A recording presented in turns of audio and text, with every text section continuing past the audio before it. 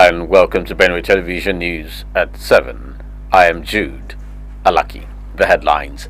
The federal government warns against foreign interference in Nigeria's internal affairs. Nigerian Air Force neutralizes suspected terrorists in Borno State.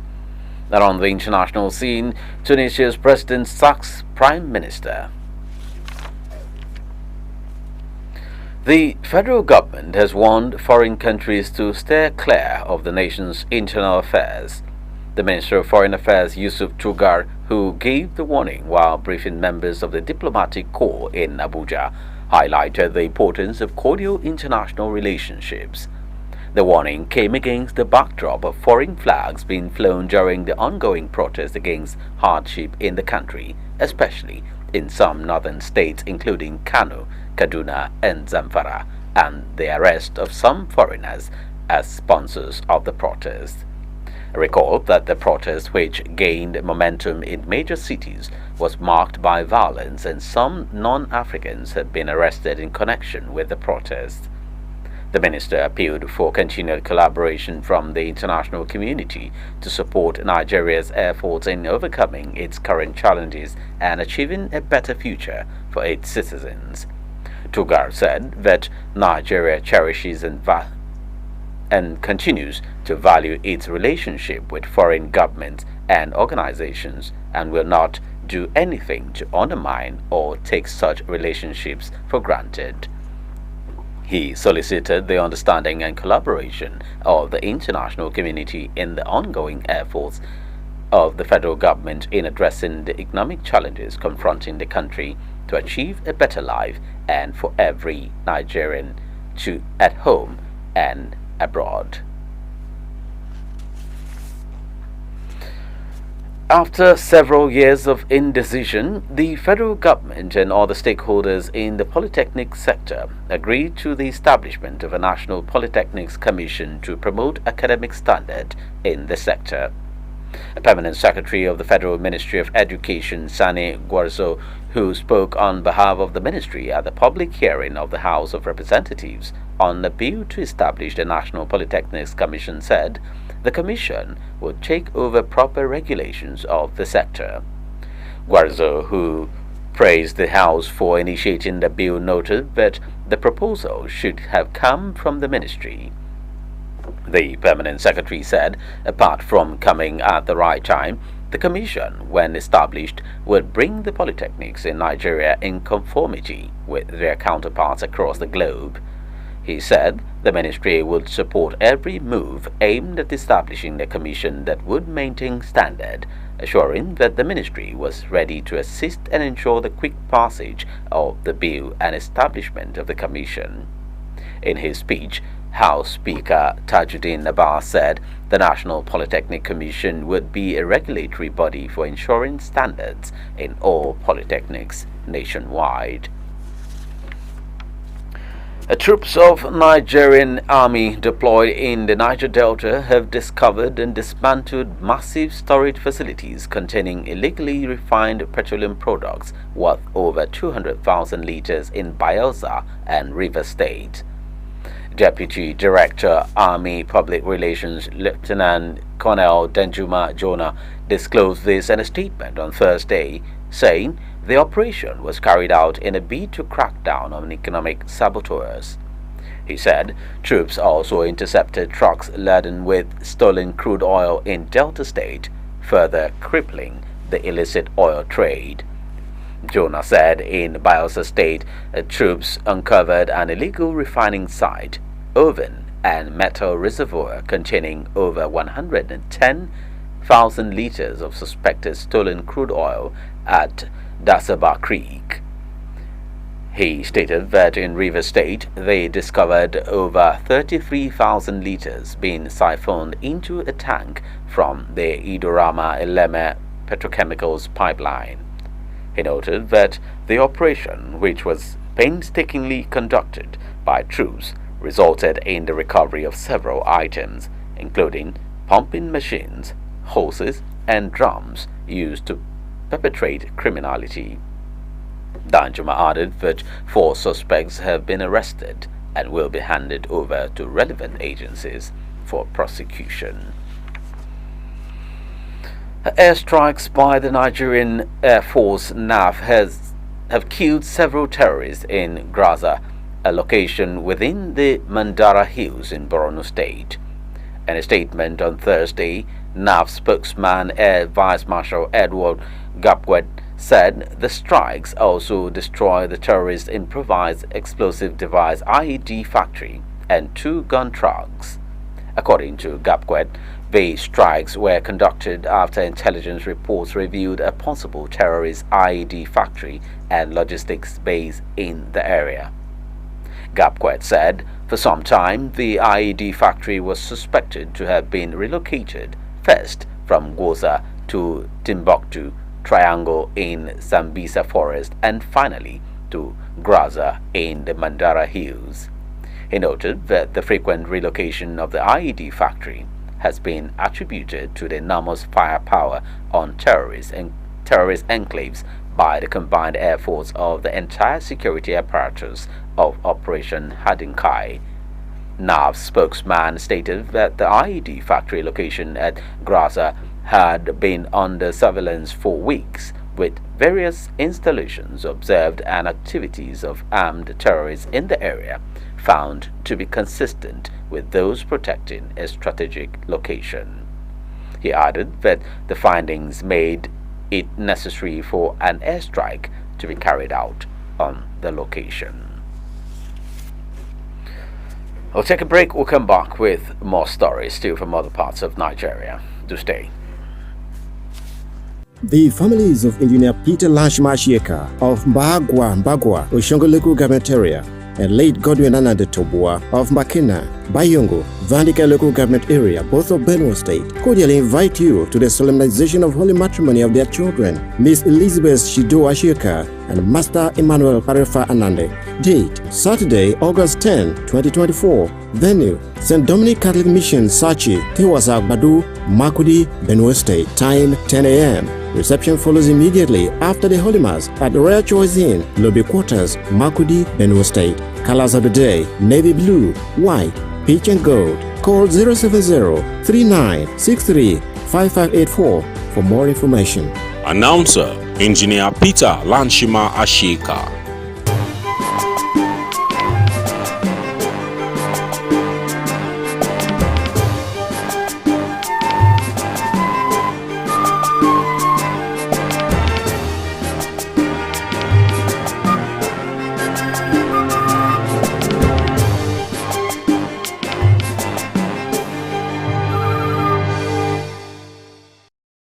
Welcome. Bayelsa State Governor Doye Diri has expressed sadness over a cargo boat accident around Ezetu-1 community, southern Ija local government area of the state. I recall that no fewer than 20 persons, mostly women, reportedly lost their lives in the tragic boat accident while rescue operations are ongoing. Diri, in a statement by his chief press secretary Daniel Alabra, expressed the condolences of the state government to families of the victims of the mishap. Alabra said Governor Diri also directed relevant ministries to immediately join the rescue efforts. He said investigation will be conducted into the cause of the accident, urging boat operators to always observe safety procedures on the state's waterways. He added that the state government will take measures to avert such avoidable tragedies going forward. The chairman of the Independent Corrupt Practices and Other Related Offences Commission ICPC, Musa Aliu, has revealed that in 2023 an estimated 87 million bribes amounting to 700 billion naira were paid in Nigeria. He revealed that the frequency of bribes was higher in rural areas than in urban areas. Aliu said that corruption remains one of the most significant impediments to Nigeria's development, as it erodes truth in public institutions, undermines the rule of law, and stifles economic growth.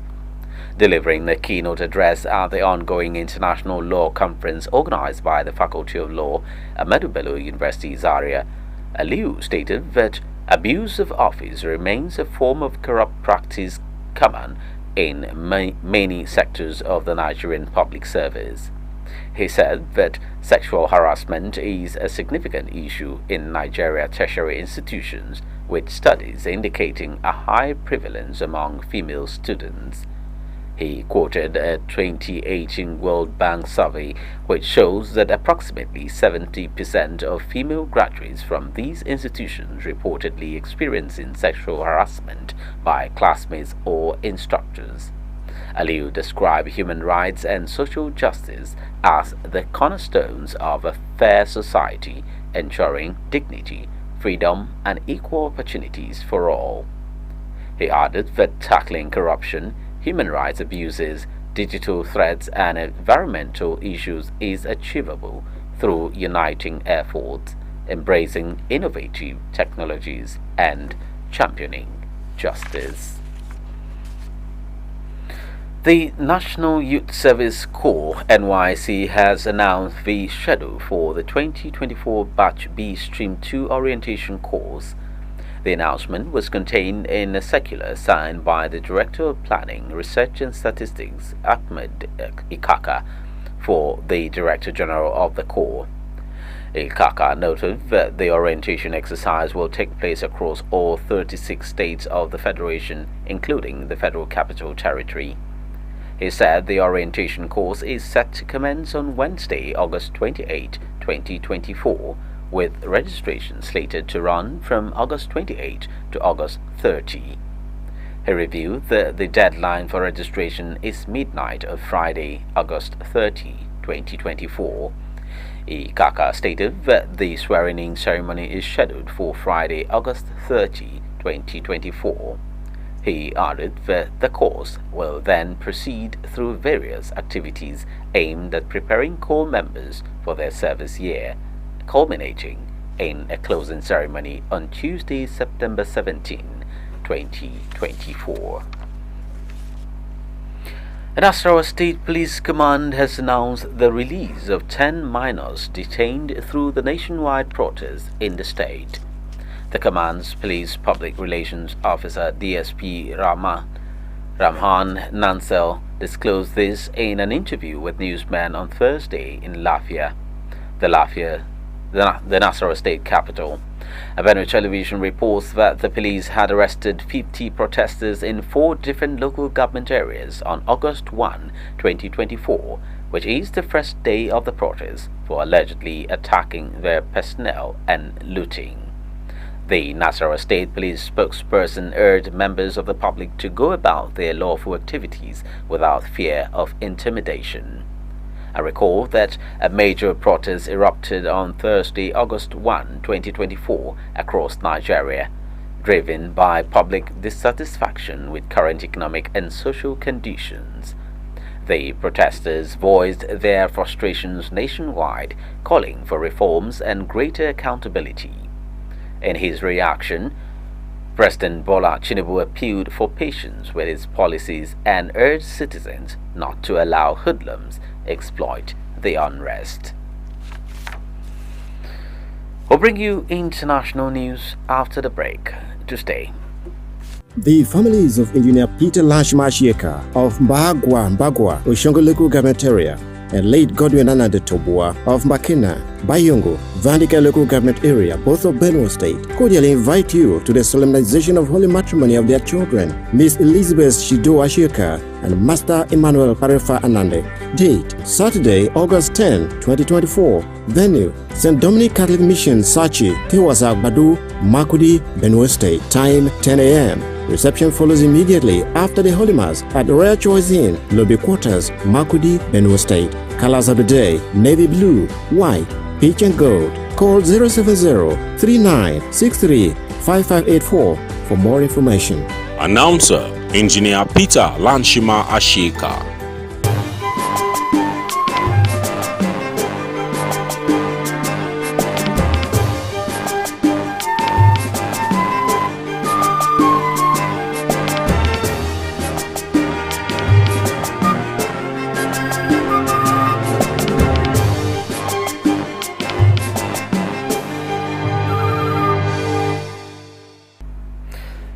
Welcome. This is still Benue Television News at 7. At our four stories on the international scene, Tunisian President Kais Saied has sacked Prime Minister Ahmed Hachani and replaced him with the Social Affairs Minister. The statement from the President's office did not specify why Hachani was removed. Hachani had taken office on August 1, 2023, replacing Najla Bolden, who was also dismissed without an official reason by Said. Few hours before he was dismissed, Hachani said in a video message that the government had made progress on a number of issues despite global challenges, including securing the country's food and energy needs. His replacement, Kamel Madari, had only taken on the official affairs portfolio in May. In a social media post from his office, Said was shown shaking hands with Madari with a brief statement saying only the president had decided to assign him to head the government, succeeding Ahmed Hachani. The sacking comes ahead of Tunisia's October 6th presidential election, in which Said is seeking another term, and amid widespread discontent over continuing water and electricity outages in many parts of the country. While the government attributes these issues to persistent drought leading to the implementation of a water distribution quota system, Said claims that the water courts are a conspiracy in the run-up to the presidential election, insisting that the dams are actually full. Said was democratically elected in 2019, but orchestrated a sweeping power grab in 2021. He faces criticism from the opposition, human rights groups, and candidates from restricting and intimidating competitors to pave the way for him to win a second term. Russian prosecutors have demanded a 15-year sentence for the Russian-American citizen Katerina Karelina, accused for treason for donating to a charity supporting Ukraine. Karelina, who was not included in a major prisoner swap between Russia and the West last week, that also saw the release of the Wall Street Journal reporter Ivan Gershkovich, is on trial in the city of Yekaterinburg. She pleaded guilty with the court press service saying she made a closing appeal to the judge on Thursday. The verdict is expected on August 15. Karelina was born in Russia but emigrated to the United States in 2012, becoming a U.S. citizen in 2021. The Los Angeles spa employee was arrested by the Federal Security Service (FSB) after flying to Russia to visit her family in Yekaterinburg at the start of the year. Investigators brought the treason charge after discovering on her mobile phone that she had donated $51.80 to Razum, a charity that provides aid to Ukraine. The FSB alleged that the ultimate beneficiary was the Ukrainian army. And Russia has a number of Western and dual nationals in its jails, among them Yuri Malev, a Russian-American who was sentenced to 3.5 years in June for social media posts allegedly marking a patriotic ribbon associated with the Soviet victory in World War II. He was found guilty of rehabilitating Nazism and has been in pre-trial detention since December 2023. Malev, who worked as a security guard in New York, pleaded guilty.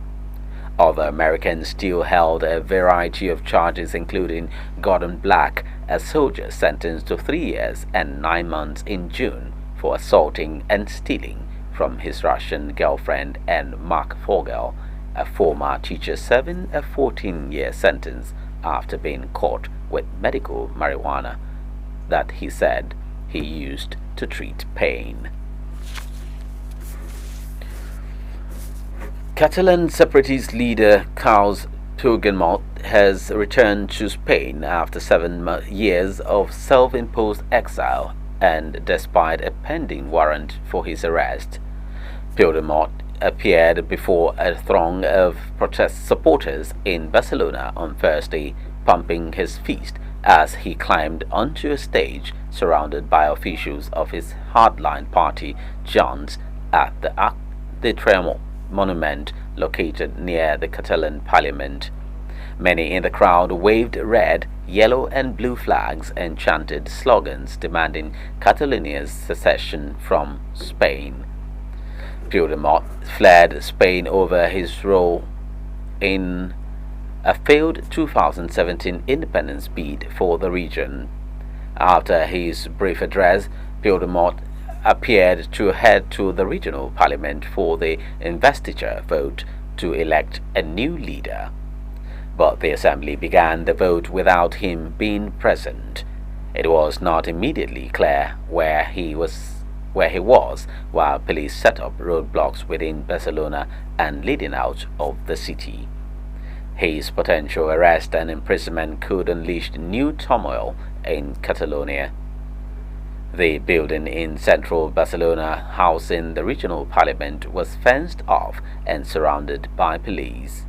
His arrest could delay the swearing-in of a socialist government in Catalonia and jeopardize the national government's fragile alliance with Junts, on which it relies for legislative support. Meanwhile, far-right party Vox was set to hold a counter-protest outside Parliament. Its Secretary General Ignacio Garriga said on X that Vox Party will not tolerate the humiliation of seeing an alleged criminal and fugitive enter the Parliament. The Spanish Parliament passed an amnesty law in May, pardoning those involved in the failed 2017 secession bid, but the Supreme Court upheld arrest warrants for Puigdemont and 2 others who were also charged with embezzlement, ruling that the amnesty law does not apply to them.